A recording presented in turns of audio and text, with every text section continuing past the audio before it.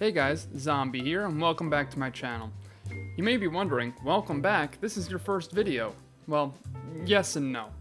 This is my first public video because I privated all my previous videos. I just got my gaming PC, a Blue Yeti, and a variety of software to enhance my videos, so the quality will be dramatically better than it ever was. I am also writing scripts for my videos now to make them more coherent and give them a better flow. I have a lot of ideas written down and I'm really excited to make some high quality content for all of you. If you could please do me a huge favor and demolish that subscribe button, I want to try to hit 1,000 subs.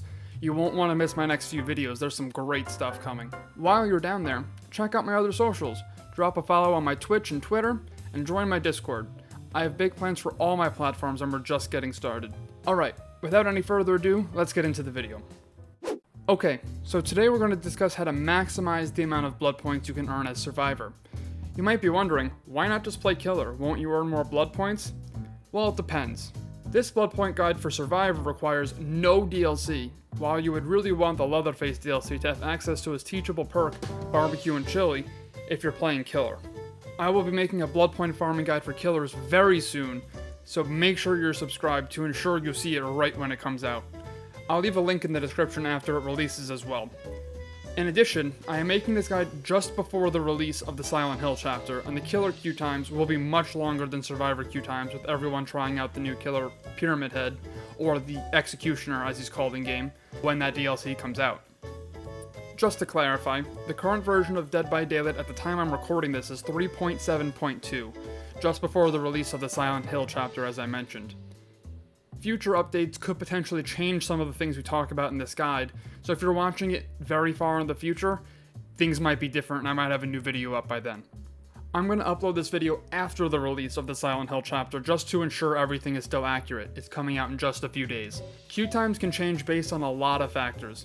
Platform, time of day, new DLC or patches that alter certain aspects of the game. It's entirely possible that Killer queue times are much quicker than Survivor queue times on your platform when you see this video, and if that's the case, definitely check out my blood point farming guide for Killers. Okay, now let's take a step back. What are blood points and why do we want them? Blood points are one of Dead by Daylight's currencies, and definitely the currency you'll earn and spend the most of. Blood points allow you to level up your Survivors and Killers by purchasing nodes on blood webs. These nodes contain items, add-ons, offerings, mystery boxes, and perks. The first goal should be to get every Survivor and Killer to level 40 to unlock all 3 of their teachable unique perks. Teachable perks are the 3 unique perks for each Survivor or Killer, and they can be unlocked on other Survivors or Killers by unlocking the teachable perk. Teachable perks are available at level 30, 35, and 40. Getting one character to level 40 on average will take you a little over 1 million blood points. This seems like a lot, but with this guide you should be able to get there within a few hours. You may want to level all the characters all the way to level 50 and prestige them, but more on that later. There are ways to level up slightly faster by being more efficient in choosing nodes in the blood web, but it will limit the number of items, add-ons, and offerings you get. I wouldn't recommend this method, but I'll include it to provide you with every option at your disposal. Starting at level 10, the entity will spawn on your blood web and start consuming nodes. Once you purchase 4 nodes, the entity will appear, and after you purchase the 5th node, the entity will consume its first node. The entity will always consume a perk as its first consumption if a perk is available to consume. However, you can force the entity to start consuming nodes earlier on blood webs that have 2 or more perks. On these blood webs, the entity will instantaneously consume a perk once you purchase a perk. Then, the entity will consume an adjacent node if one is available. If there is no adjacent node available, the entity will jump somewhere else on the blood web, generally prioritizing nodes of higher cost and rarity. If you don't force the entity to jump, it can potentially consume an entire branch of your blood web, allowing it to remove more than one node with a single turn. You can also purposefully let the entity consume higher costing, higher rarity nodes, saving you some blood points on each blood web. Using this method, you can force the entity to consume more nodes per blood web, but you will miss out on items, add-ons, offerings, and sometimes perks using this method. Items, add-ons, and particularly offerings can help you earn more blood points per game, which is why I don't recommend this. On the journey to level 40 or 50, you will purchase lots of offerings, many of which will award you with bonus blood points. Certain offerings give a bonus to the blood points in one of the 4 categories, which are objectives, survival, altruism, and boldness. Other offerings will give a bonus to all the categories, and these are the offerings we want to try to get from our blood webs. Keep an eye out for sealed envelopes, bound envelopes, escape cakes, and bloody party streamers, as these will generally give you the most bonus blood points per game. If you have your survivor or killer at level 50 and plan to prestige them, I would highly recommend you use all or most of your available items, add-ons, and offerings, especially those that grant bonus blood points.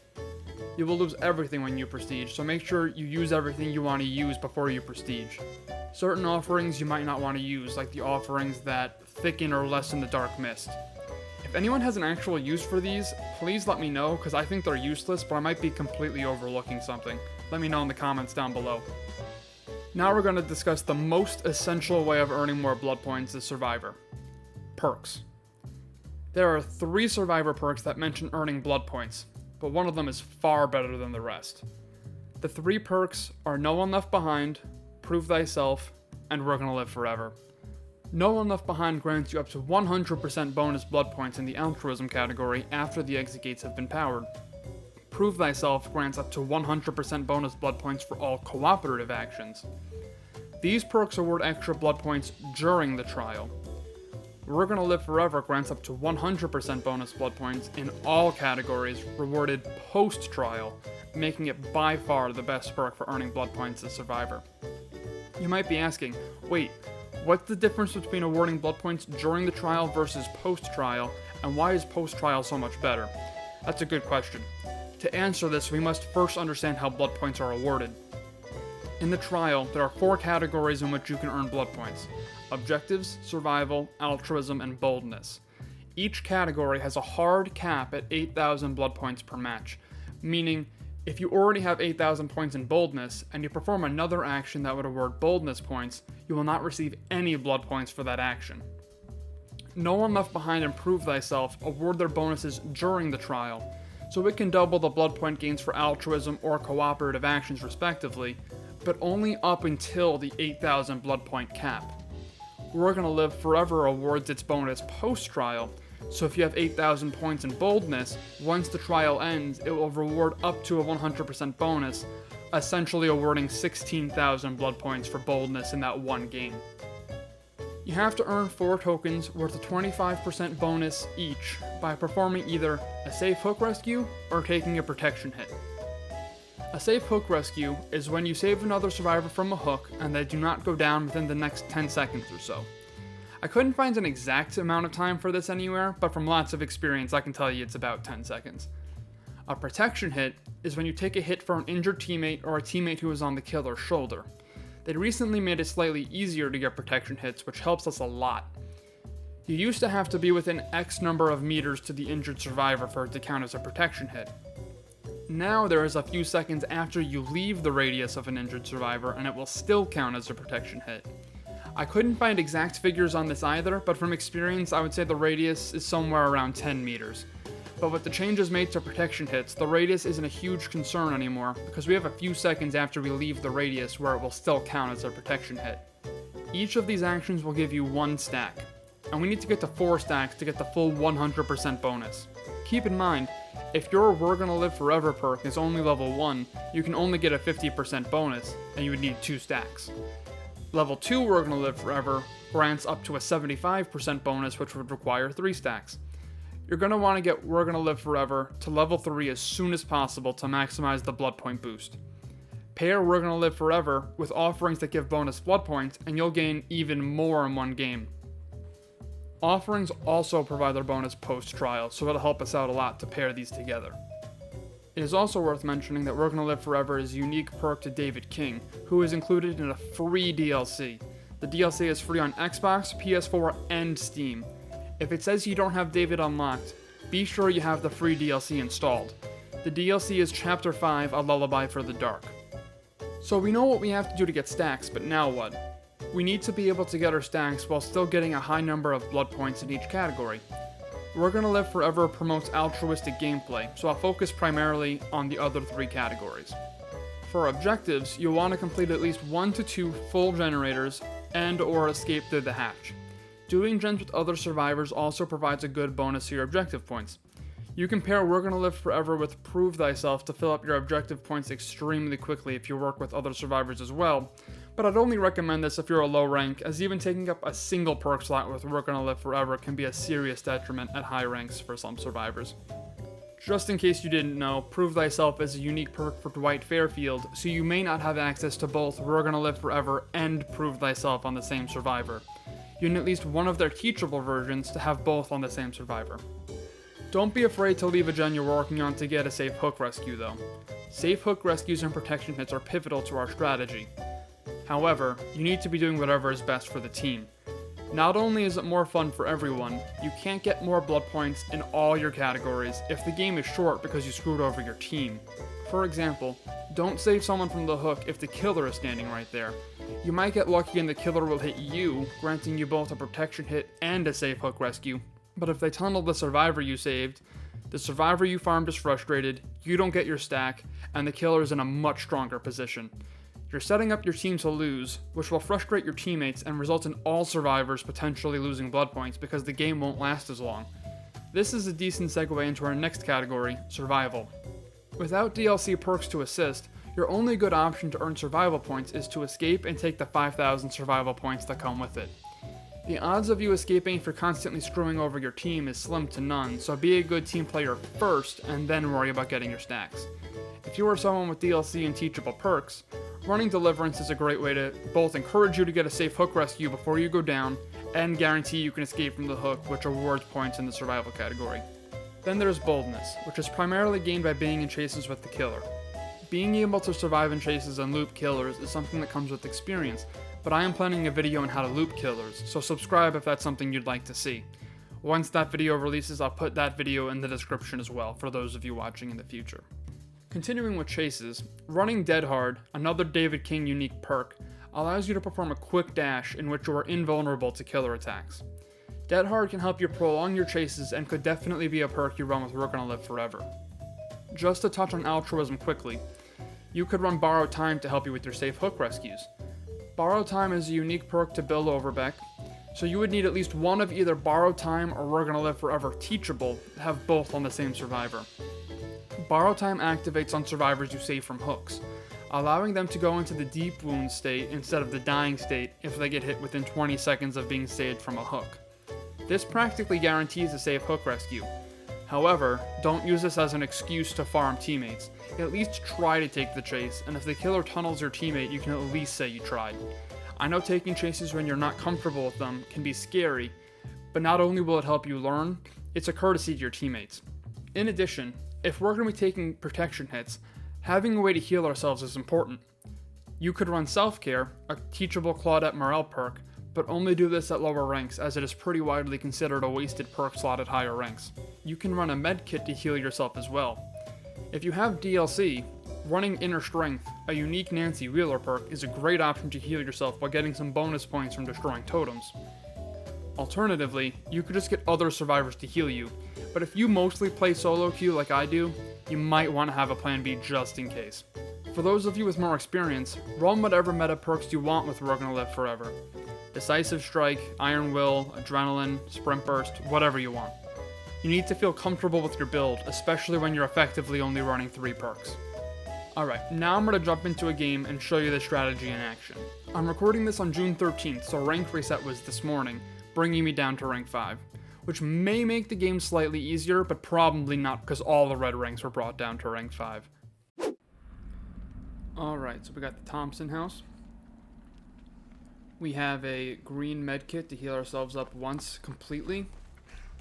And it's pretty quick because it's the green medkit, so you heal yourself much quicker. And then we're running Bloody Party Streamers to get the 100% bonus in all categories. So we're going to start on this gen and wait to see who we got.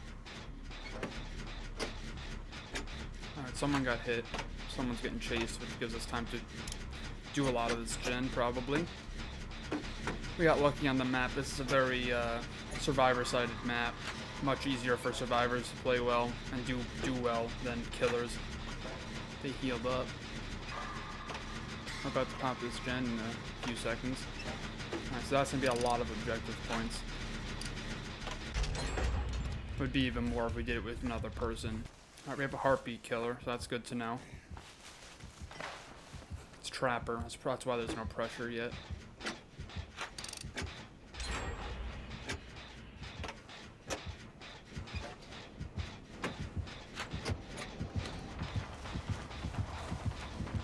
Oh, poor guy. This guy might be actually really low rank.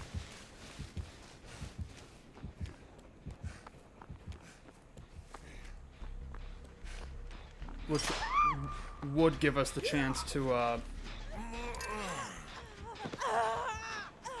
get a lot of blood points this game.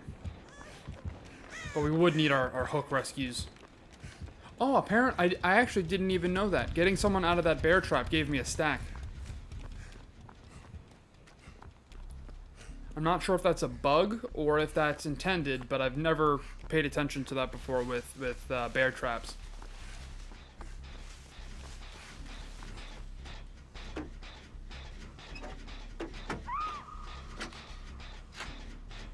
Alright, so we're going to try to get that save. Coming this way, so I'm going to go through the house. Because I don't think he'll go through the house. He might go through the house to go upstairs to the gen. But... oh, yeah. There's a Bill above me who's injured. Oh, shoot. Alright, this guy actually... yeah, this guy's gonna be low rank. Because he's face camping. Which usually means... So now he's walking away, right? So if you're in a situation where the killer is kind of face camping, you don't want to grab him, even with borrowed time, because it's kind of a dick move to grab someone off a hook with the killer right there. Yeah, this guy is not a good killer, so I actually kind of feel bad. But you know what? Let's see if we can go to a pallet, get a stun, get a lot of extra points that way.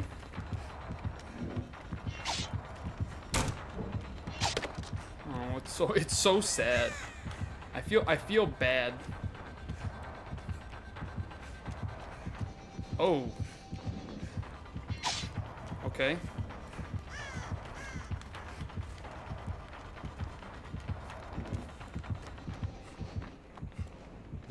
Did he leave? Yeah, he left.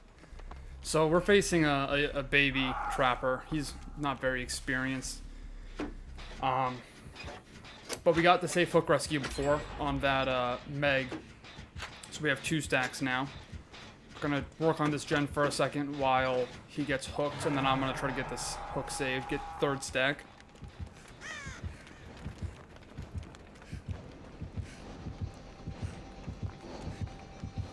Just putting a trap down. No, he's face camping.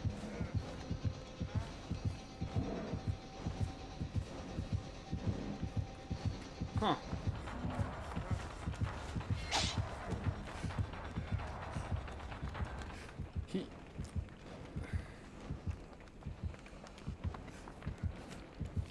Alright, in this case, I might do a tech to get him off. Alright, grab, let go, let him swing, which he didn't. Then save him. With BT, he doesn't go down there. Actually, he didn't even go to deep wounds because he got hit before he was fully off the hook. He's gonna get chased now, which that's kind of sad. But if he's gonna face camp, that's gonna be the only way he gets off the hook. Because otherwise he'd just end up dying on his first hook, or someone would save him who didn't have borrowed time, and he'd immediately go back down. Actually, I'm gonna see if I can save this guy. His BT probably ran out.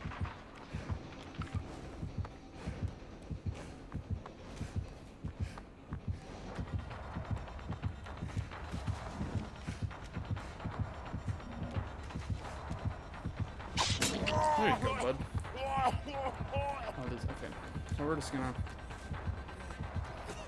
my pathing's kind of bad, but it's okay. There's a trap there.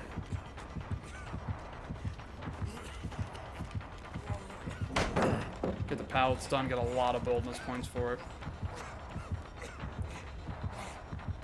Plus, if he swung through that, he would have got me. I don't know why he didn't, but... hey. What you gonna do?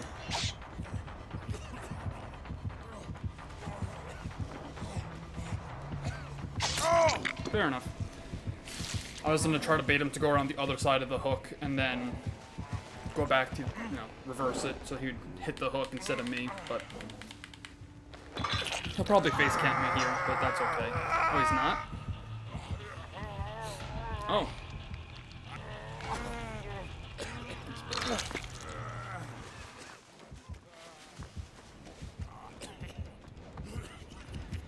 This guy's probably gonna really want me dead.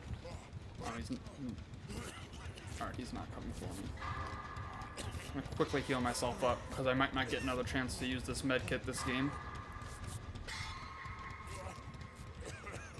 I'm gonna see if I can go heal my teammate, my other teammate over here.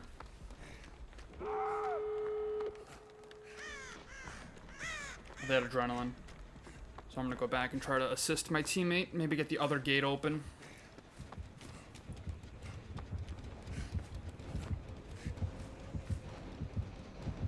Hopefully he goes to the other door. I don't know why. He does a lot of moonwalking. He just kind of walks backwards, which is... Alright, that Meg opened the door, which is not very good. He stepped in his own trap. He let go. That's unfortunate. So we might not get our 4th stack unless that person lets us heal them at the exit gate and then I take a hit for them. Oh, the other person's not here. No, Ed? No. Well, we got 3 stacks out of 4. We had a pretty decent game. Let us see what we got for each category in terms of blood points. So we got 60,000 blood points from this one game that lasted less than 10 minutes. We got not much in objectives. We did a full gen, and we did maybe a little under a quarter between other gens we kind of tapped throughout the game, which only got us to 3,000. But if you do it with other people, even without Prove Thyself, you get a big boost to this amount. Survival, we escaped. We got our 5,000. Other 500, various actions like wiggling give you a couple of survival points, but not for the most part. This isn't going to go much higher than 5,000 or 6,000 most of the time. Altruism, we got 2 safe hook rescues, which is good. You want 2 safe hook rescues for altruism for your medals as well, which I might go over in another video. And then we also got the save from the bear trap, which gave us a stack as well, which I actually had no idea that that's how that worked. I don't know if that's intended, but that is something very interesting that even I didn't know, so that's very interesting. And then in boldness, we were running around most of the game with the killer or chasing the killer to try to get him off our teammates. So we almost maxed that out. And the total of these 4, it added up to 22,000. By the way, look at these, behavior, alright? I know it was rank reset, but geez. Poor guy. But anyway, that was no perks, no offerings. We would have gotten 22,000 blood points that game. But we doubled that amount with our party streamers and then added another 75%, which is about 16,000, and turned 22,000 into 60 in, like I said, 10 minutes. Party streamers or an escape cake, they give you the same bonus. It's just a matter of if it's for all players or just for you. But this method is definitely... This was one game. I mean, sure, it was against this guy, but if it was against a better killer, I'd get more unhooks and more protection hits, and I would get my last stack. I would be able to get more objectives because he'd keep pushing people off gens. Survival, I mean, I escaped. Which if you wiggle and then if you struggle on the hook, when you're in the struggle state, you'll get some bonus survival points there. But we only got hooked once because I tried to take the chase away and just kind of ran into a dead zone. But you can see this build's pretty effective. As you can see from that game, we were going to get 22,000 blood points before perks and offerings. But with the 175% bonus, 100% from the Bloody Party streamers, and 75% from We're Gonna Live Forever, because we only got 3 stacks, we went from 22,000 blood points to 60,000 blood points, a massive boost, almost 3 times. If you made it this far in the video, I have a bonus tip for you. If you go into the archives, there's a bunch of tomes that each have a bunch of challenges that reward blood points. Completing these as you play will be a good boost to blood points as well, ordinarily rewarding between 20,000 and 50,000 blood points per challenge. you can go back to previous tomes by going over to the compendium section and clicking on a previous tome. Each tome has 4 levels, but you have to complete the first level to unlock the second to unlock the third, and so on. Completing these challenges as you play is a great way to earn bonus blood points, as most of them don't require you to do anything you wouldn't ordinarily do anyway. Also, if you made it this far in the video, please make sure you're subscribed. This is a long video, just under a half hour. I've spent well over 12 hours throughout editing and recording and doing everything I needed to do, and it's a very big learning curve because this is my first really heavily edited video with a lot of really good content packed together. So I'd really appreciate it if you could just go down there and hit that subscribe button for me to see my future stuff. It's all going to be high quality just like this. That's going to be it for me for now. Thanks for watching. I hope to see you in another video, and until then, see you soon.